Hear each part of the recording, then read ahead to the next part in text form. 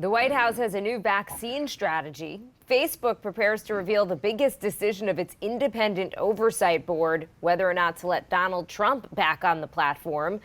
And snow days are becoming a thing of the past, at least in the biggest public school system in America. Wednesday Need to Know. Let's go.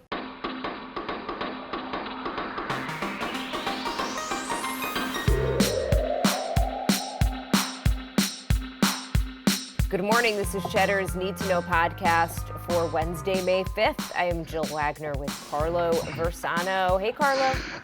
Happy Cinco de Mayo, Jill, and to everybody listening. A great day to celebrate the Mexican army kicking the French army's butt back in 1862. Always something worth celebrating. Also I kid the French. Drink a margarita. Can we still do that here? Is that that hasn't been canceled? All right, Carlo. Spicy to start the podcast. I like it. Okay, Carlo, let's get to some news here. 70% of American adults at least partially vaccinated by the 4th of July and 160 million people fully vaccinated. This is the new goal from the White House, which has started to shift the federal vaccination strategy in order to get more shots into arms as we're seeing the supply-demand curve flip. President Biden also ordering that pharmacies that are participating in the federal pharmacy program to start offering walk-in appointments. And he's also directing FEMA to support more community vaccination sites, mobile and pop-up clinics, which is apparently going to be the way to get this last percentage of people who are not vaccinated yet. Good for him. This is all great. I think the walk-in appointments at the pharmacies, I think that's probably being appreciated as a big deal. You know, I think when I was getting my second shot, the couple in front of me was this older couple from Staten Island, and they were talking to the pharmacist about how they had such a hard time because they said that they're not computer people, so they had to call like the CVS hotline, and they had a really hard time getting the appointment and then figuring out where to go. So we take for granted that for us it's really easy to do this kind of thing. It's not that easy for everybody. So being able to just walk into a CVS and say, it wasn't so easy. Right. Exactly. I guess I'm not really computer savvy. I'm relatively computer savvy compared to the American population.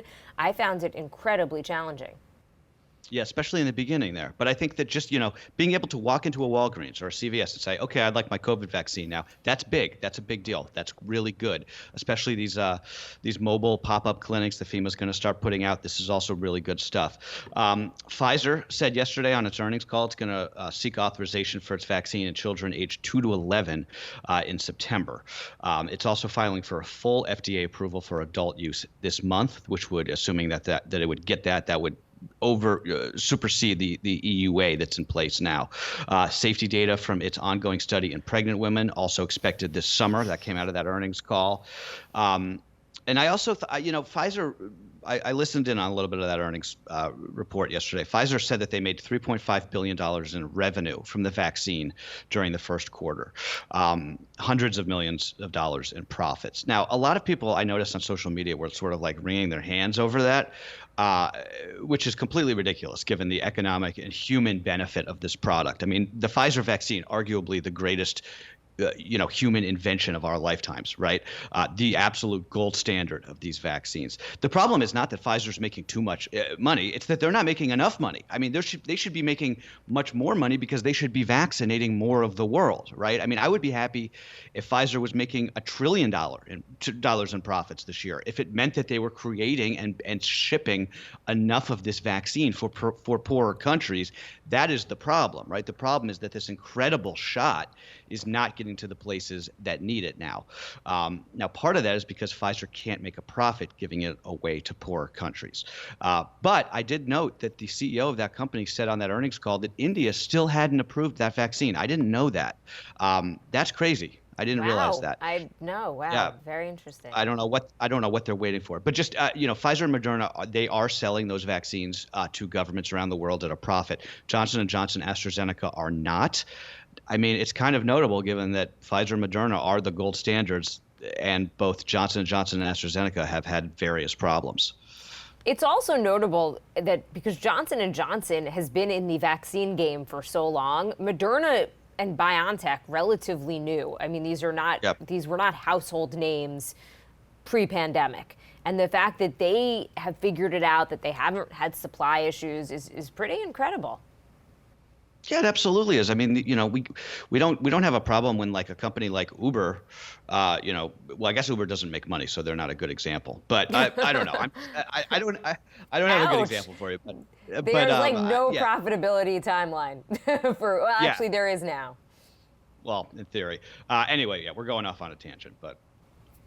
Okay, on another story, Derek Chauvin's defense attorneys have filed a motion for a new trial on the grounds of juror misconduct and the judge's decision not to sequester the jury. The motion comes after a photo surfaced showing one of Chauvin, the jurors, attending last year's March on Washington while wearing a shirt that read, "Get your knee off our necks." That juror, who is the only juror that has come out publicly, he said that he was attending that march to honor Dr. Martin Luther King, that he wasn't there to protest against police brutality, which is why he answered no on the juror questionnaire about whether he had gone to any of the police protests last summer. Now, I highly doubt that a judge would call for a retrial on that alone.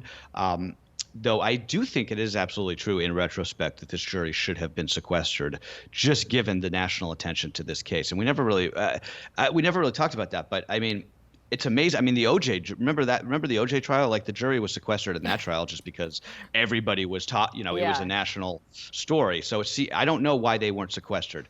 But I mean, just keep in mind motions for retrials are often filed by the defense. So this doesn't necessarily mean that it's by any means a foregone conclusion it'll happen. Turning to politics now, Congresswoman Liz Cheney, who's the number 3 House Republican, looks like she's on borrowed time here when it comes to her position in the chamber's leadership. The House Minority Leader, Kevin McCarthy, was caught on a hot mic trashing Cheney and predicting that she could soon face a motion again to oust her as a party leader, which he expects to pass. McCarthy also said on the record that he has concerns about Cheney's ability to, quote, carry out the party's message. So this is basically about Cheney coming out against Trump. It's like a fight for the heart and soul of the Republican Party here. And it's basically Trump versus Cheney and some of the other, I guess. I don't even think she's a moderate per se in terms of her policy. She's just not buying into the quote unquote big lie. Yeah, and she deserves credit for that, I think. McCarthy said on Fox News yesterday that this is not about her vote on impeaching Trump, which, of course, is ridiculous. If that is what it's about, you have to be an idiot to think it's about anything other than that. But like you said, many Republicans, both in Congress and just, voters, are just furious at Cheney for failing to perpetuate that false claim that the election was stolen and for voting to impeach Trump the second time as well. Now, the GOP, it's like they're acting as though Trump is the presumptive nominee in 2024. That's the only thing I can gather from this. That is a pretty risky strategy. I mean, they're basically putting their eggs in that basket that they are still the party of Trump and will be for the foreseeable future. 2024 is a long ways away. I don't know about that. And he's no spring chicken. I know we make a lot of Biden's age. How old is Trump?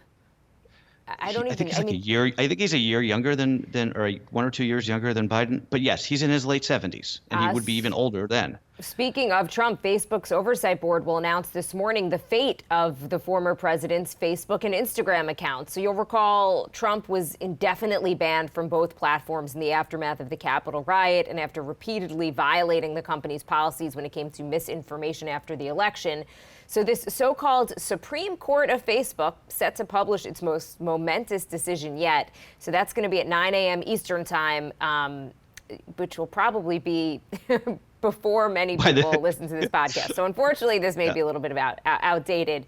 But the former president has just launched a new communications platform, which is essentially a website with his statements and videos and et cetera on various matters.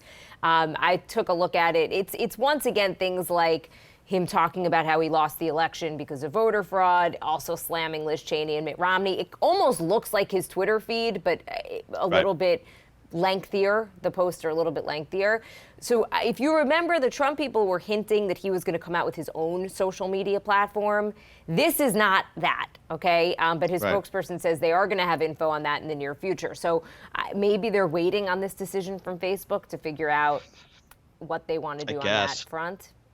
I mean, I looked at this website. It's a blog. Like, okay, Yeah. welcome to 2000, welcome to 2005, right? I mean, I had one of these too. It was called LiveJournal back then. My prediction on the Facebook thing is I think that they're going to reinstate him. I think that Facebook is just taking too much heat for issues on censorship. They cannot afford to offend the right, given that a big part of that platform is populated by conservatives. I could be wrong here, but whatever happens, I think it's always worth being skeptical about this stuff, right? Not just because it's Facebook and they deserve skepticism for everything that they do, but just, these companies that can single-handedly restrict speech from someone with the push of a button, it is deserving of skepticism. I think what Bernie Sanders said when this happened was basically right, which was like, okay, today it's Trump, but tomorrow it's somebody else. That said, I mean, Trump would clearly violated the rules, and I don't have any sympathy for them kicking him off. It's a tough one, right? I mean, he does remain permanently banned from Twitter. That's the one that really matters, right? I mean, Twitter was the platform that he used most. It was the one that journalists use. But it is amazing how booting Trump off of Twitter basically made him irrelevant. I mean, we're talking about how he's like starting a blog now. It's crazy, right? I mean, he puts out these like tweet-like flurries of statements, but nobody reads them. Nobody really cares. They're not really being reported on. I mean, at this point, he is sort of like a bug on the windshield of history, and maybe I'll be proven wrong though. when he. Carlo, we just were reporting that Liz Cheney's about to be ousted from her position. Yeah, I guess you're right. I guess you're right. And it's all about Trump. So he may not have the platform of Twitter, right? But you could argue that they're doing him a favor because he didn't look great on Twitter. Yeah, I guess you're right. I mean, he's irrelevant in a lot of ways, but at the same time, he does have this stranglehold on the party. So yeah, I don't know. So either way, I mean, it probably is a win-win for Facebook here because regardless of what the oversight board decides, Mark Zuckerberg and Facebook could say, it wasn't us, it was the oversight board. Yeah. So it gives them a bit of cover. A couple of things to note. There was this interesting Bloomberg story. If Trump is back on Facebook, so if he's allowed back, his posts are going to be subject to a lot more fact checking, and that's because he's going to be viewed as a regular user. Before being banned, he was subject to looser oversight of his posts than most users, according to Bloomberg, because he was designated as a political leader. So that means that his violating posts were not typically removed. So again, private citizens actually have stricter limits than public officials. But okay, here's my thing. I don't know if Trump should be reinstated. I'm very happy I do not need to make this decision. But I agree with you that it's a slippery slope here. Again, he's permanently banned on Twitter. But you know what was trending on Twitter yesterday? I don't even want to ask. Anne Frank, okay? Oh, God. So, of course, you look because you're like, oh, why is Anne Frank trending? Anne Frank was trending because users were calling her a white colonizer. This would be almost funny, like almost satire, if it wasn't so sad and uneducated What does that even mean? And dangerous. And why is that okay? I mean, Trump was ultimately taken off Twitter and Facebook because his words, they decided, led to actual violence on January 6th. Okay, that's why. But calling Anne Frank a white colonizer, and again, don't even get me started with what's happening on Clubhouse, where this same crew is basically saying the same stuff about Jews, but openly with their picture shown. I mean, why is that okay? Because ultimately, that is going to lead to violence against the Jewish community. I don't know. I mean, why is that okay? And it's hypocritical. It's a double standard. I don't know. Like hate speech and propaganda is wrong on both sides of the aisle. I think that's a great point. Look, we're 10 years plus into the social media experiment here. It's pretty clearly broken, right? It pretty clearly doesn't work. I mean, there's some good that comes from social media, I admit, but it's a net negative for humanity. I mean, the fact that every once in a while I'll look on Twitter and I'll just see that Jews are trending, like I don't even attempt to click on that. No one cares because it's Jews. I can't even. My blood is going to start to boil because it's so incredibly frustrating.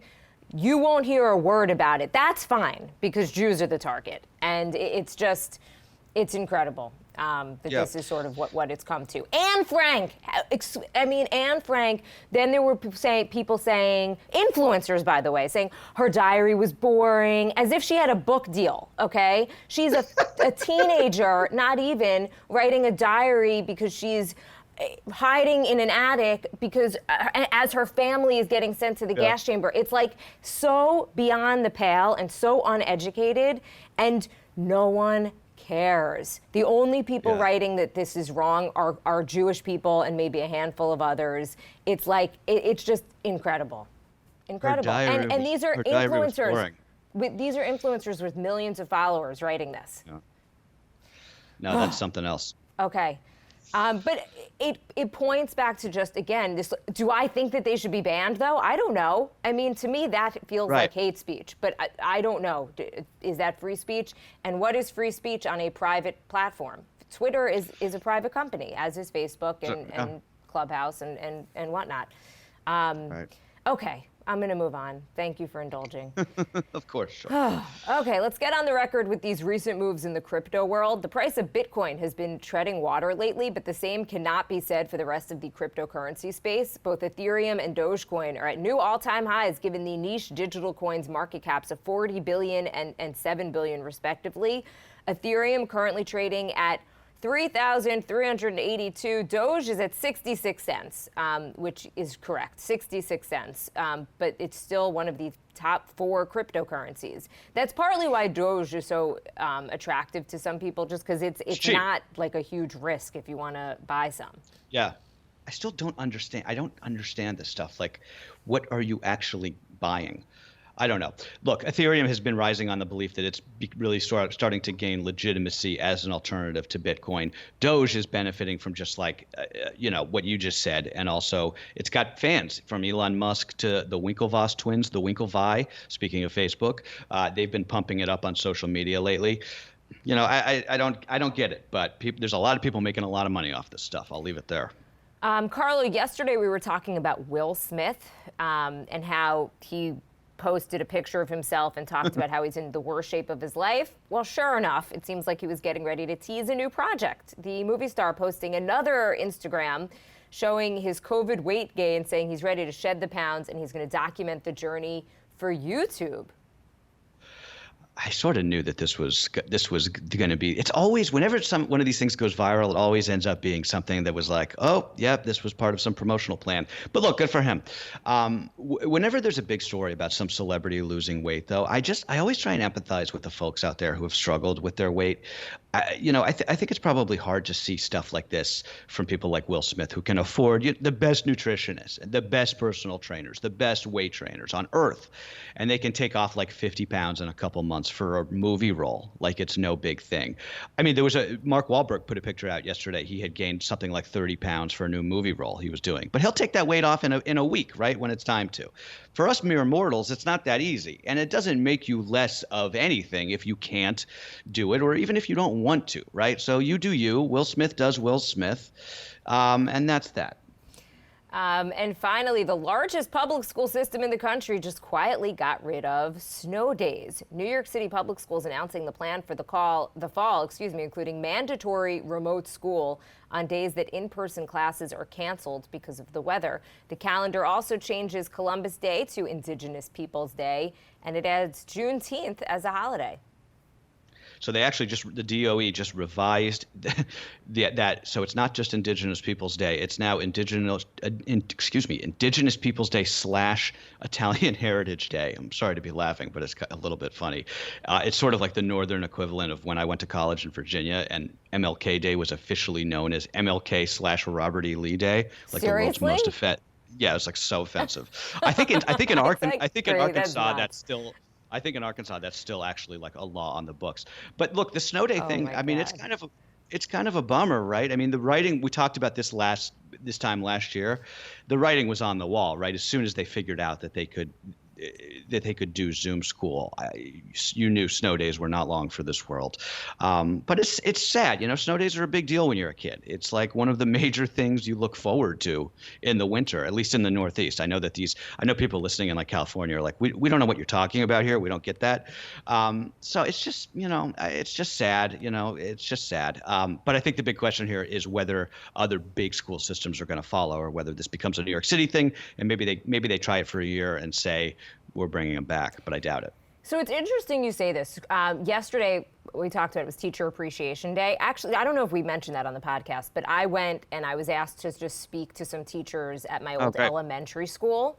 None of whom, of course, were there when I was at elementary school, because I'm like 100. But basically, You go into the school? No. It was all over Zoom. And the principal had asked a few alumni to come back and just talk about their memories of elementary school and kind of how it helped shape them. It's because nothing encourages a teacher more like, knowing that they're actually making a difference in somebody's life.